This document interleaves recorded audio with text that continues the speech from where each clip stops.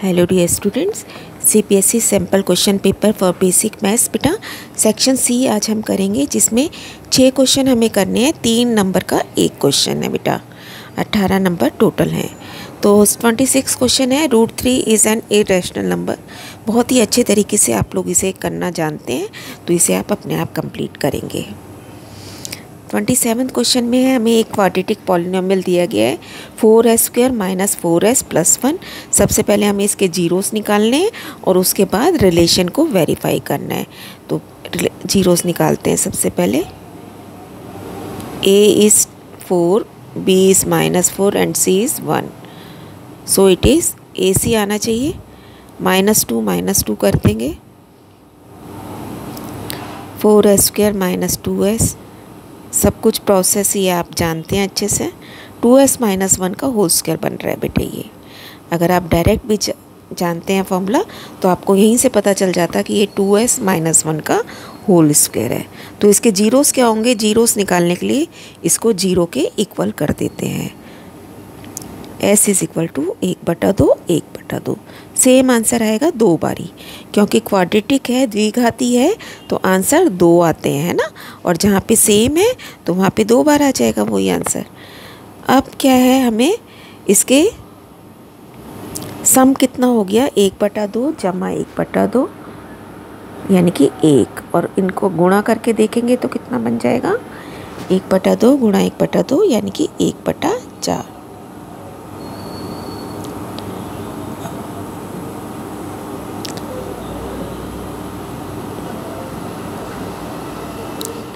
फॉर्मूले के हिसाब से देखें तो ये इस तरीके से बनता है ना।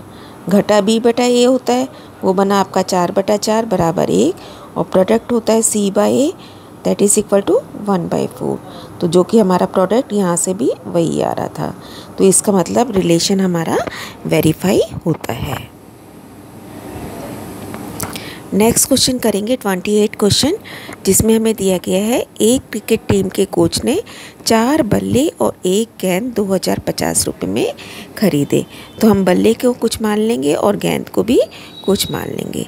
Late the number of bats be x और नंबर ऑफ बॉल्स भी y। आप हिंदी में भी लिख सकते हैं कि बल्लों की संख्या बराबर x और बॉल्स की संख्या बराबर y। अब पहली इक्वेशन हमारी क्या बनेगी? 4 बैट्स यानी कि 4x + y = 2050। सेकेंड इक्वेशन बनेगी 3 बैट्स + 2 बॉल्स यानी कि 3x + 2y = 1600। बस इतना सही काम है हमें क्वेश्चन में से ध्यान से समझने का। अब हमारे पास क्वेश्चन रेडी है, इसको अब हमें सॉल्व करना है। तो पहले आप किसी भी एक का कोफिशिएंट सेम बनाएंगे, जो भी आपको लगता है। x का बनाने के लिए इसको 3 से और इसको 4 से गुणा करना पड़ेगा। अगर मैं y को कंसीडर करती हूँ तो सीधा मैं अगर इसको पूरी लाइन को 2 से गुणा कर दूँ तो ये दोनों सेम हो जाएंगे। तो इसको 2 से गुणा करते हैं, सिंपल काम करने की कोशिश करते हैं ना। तो पूरी लाइन को ही हमने 2 से गुणा करना है। ये बन गया 8x जमा 2y और ये बन गया 4100। This is our equation number 3। अब इसके साथ 2 को दोबारा लिख लिया। अब इसको माइनस कर लेंगे। 8 में से 3x गए, 5x, ये तो कट गया 2y से 2y, है ना। और 4100 में से 1600 गए, 2500, x बराबर 500 रुपीज़। x की वैल्यू आप किसी में भी रख देंगे।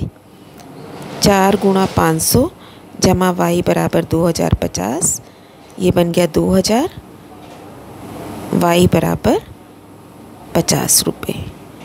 और आंसर आप पूरा बाद में दोबारा लिख देंगे। बैट्स की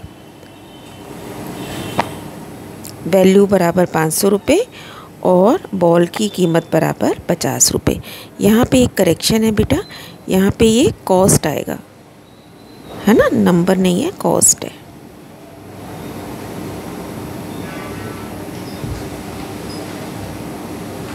ऐसे यहाँ पे भी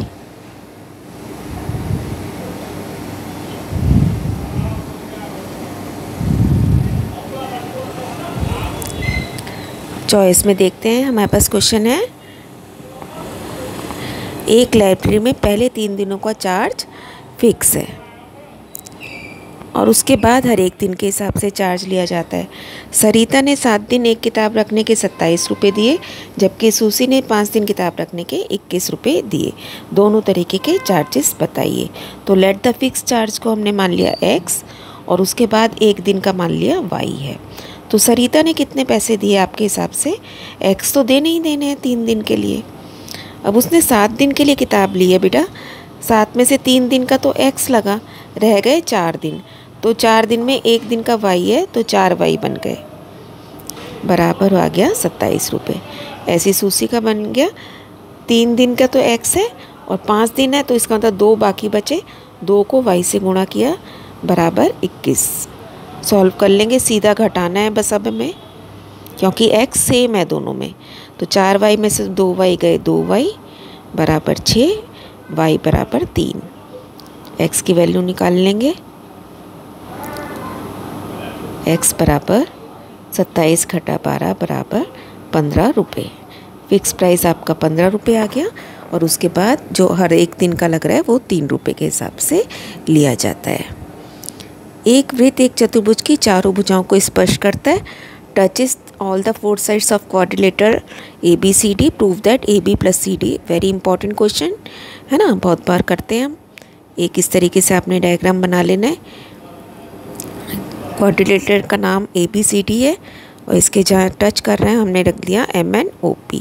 अब एक साइड इसकी लेके चलते हैं AB + CD। AB + CD, AB के क्या हमारे पास टुकड़े हो रहे हैं बेटा? AN + BN।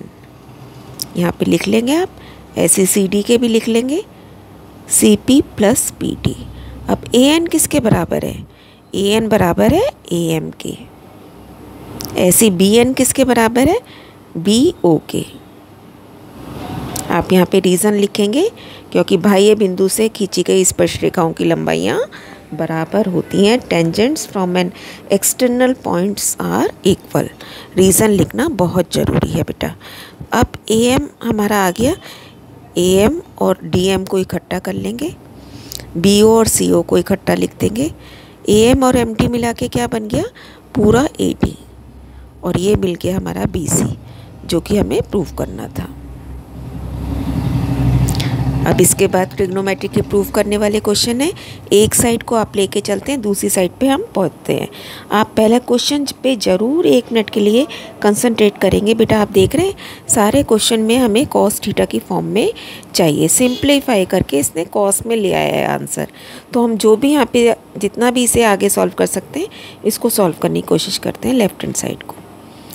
कोसिकेंड की वैल्यू रखी 1/sin और कॉट थीटा की वैल्यू रखी cos थीटा बटा sin थीटा, इसका स्क्वायर हो रहा है। अभी हम इस साइड को कुछ नहीं छेड़ेंगे। अब यहाँ आप जब इसे सॉल्व करेंगे, नीचे दोनों जगह sin थीटा है, इसका मतलब एलसीएम sin थीटा आया। ऊपर बन गया 1 - cos थीटा का स्क्वायर और नीचे sin square theta. sin square theta क्या होता है? 1 - cos स्क्वायर थीटा होता है वो, है ना, आपको पता है आइडेंटिटी से। तो इसका मतलब मेरे पास ऊपर है इसका स्क्वायर और नीचे 1 - cos स्क्वायर थीटा। तो ऊपर यही टर्म 2 बार है और नीचे जब मैं a² - b² का फॉर्मूला लगाऊंगी तो ये बनेगा 1 - cos थीटा 1 + cos थीटा। एक टर्म पूरी सेम होने की वजह से कट गई, क्या रह गया? जो कि हमारा राइट हैंड साइड था। And the question is proved.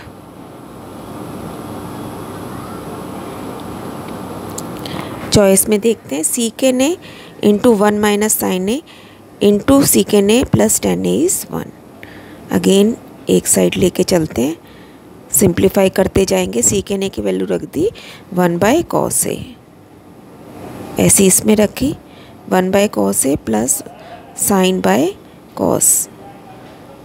अब आप देखो 1 - sin ए ऊपर और यहाँ एलसीएम लोगे cos ए आएगा और ऊपर चला सेम रहेगा 1 + sin ए, क्योंकि नीचे की टर्म सेम है ना, तो ऊपर एज इट इज़ जमा हो जाएगा 1 + sin ए। अब एक cos ए नीचे इधर है और एक इधर से आएगा, दो नहीं आएंगे। यहाँ हमने एलसीएम लेके एक बार लिखना होता है, तो एक cos ए इधर से, एक cos ए इधर से, cos स्क्वायर ए बन गया। ऊपर बन गया, क्योंकि एक बार माइनस हो रहा है एक बार प्लस हो रहा है, तो 1 - sin स्क्वायर ए। और नीचे हो गया कॉस स्क्वायर ए। ऊपर फॉर्मूला लिख दिया हमने जो यूज़ किया था। अब 1 माइनस साइन स्क्वायर क्या होता है, कॉस स्क्वायर ही होता है वो भी। ये तो बहुत टिप्स पर होने चाहिए बेटा आपके फॉर्मूले। अब दोनों टर्म सेम हो गई, आंसर इज 1। नेक्स्ट प्रोबेबिलिटी का क्वेश्चन है, a bag contain 6 red 4 black and some white balls. कुछ सफ़ेद संख्या बॉल्स हैं उसमें। तो पहला क्वेश्चन है, find the number of white balls in the bag if the probability of drawing A white ball is 1/3। अगर उसकी सफ़ेद बॉल्स निकालने की प्रायिकता 1/3 है तो उनकी संख्या बताइए। तो पहला हमने क्या मान लिया, वाइट बॉल्स हमें नहीं पता कितनी है, हमने मान लिया x हैं। तो अब टोटल कितना बन गया, 6 + 4 + x है ना, यानी कि 10 + x। अब सफ़ेद बाल की और के हिसाब से क्या प्रायिकता बनेगी, x/10 + x है ना, ये हमारे हिसाब से बनी। और उसने कितनी दे रखी है, 1/3। इसको 1/3 के बराबर कर देंगे, इक्वेशन बन गई। सॉल्व कर लेंगे अब हम इसे। x = 5, यानी कि वाइट बॉल्स 5 हैं। फिर से ध्यान से समझिए बेटा, सफ़ेद बॉल्स हमें नहीं पता था, हमने x मान ली। अब टोटल हमारा बन गया 6 + 4 + x, यानी कि 10 + x। अब इसकी प्रोबेबिलिटी कितनी बनेगी, x/10 + x, जो कि क्वेश्चन के हिसाब से 1/3 है। क्रॉस मल्टीप्लाई कर लिया, x की वैल्यू आ गई 5।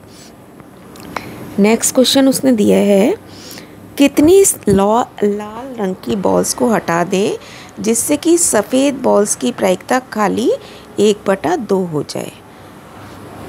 तो देखते हैं पहले, रेड बॉल 6 हैं, ब्लैक 4 हैं और वाइट बॉल्स हमारी 5 अभी हमने निकाला है आंसर।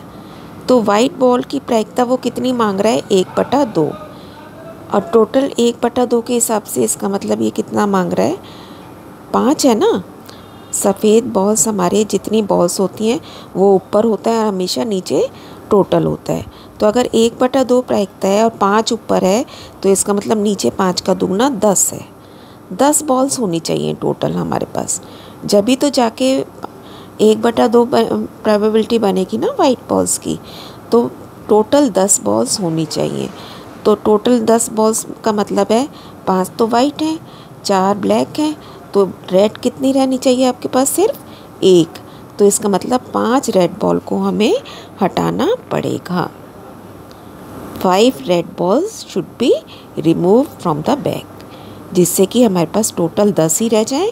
और फिर उसके बाद जब हम वाइट बॉल्स की प्रायिकता निकालेंगे तो 5/10 यानी कि 1/2 हो जाएगी। दैट्स ऑल बेटा। Section C is complete here. Keep on learning. Stay blessed.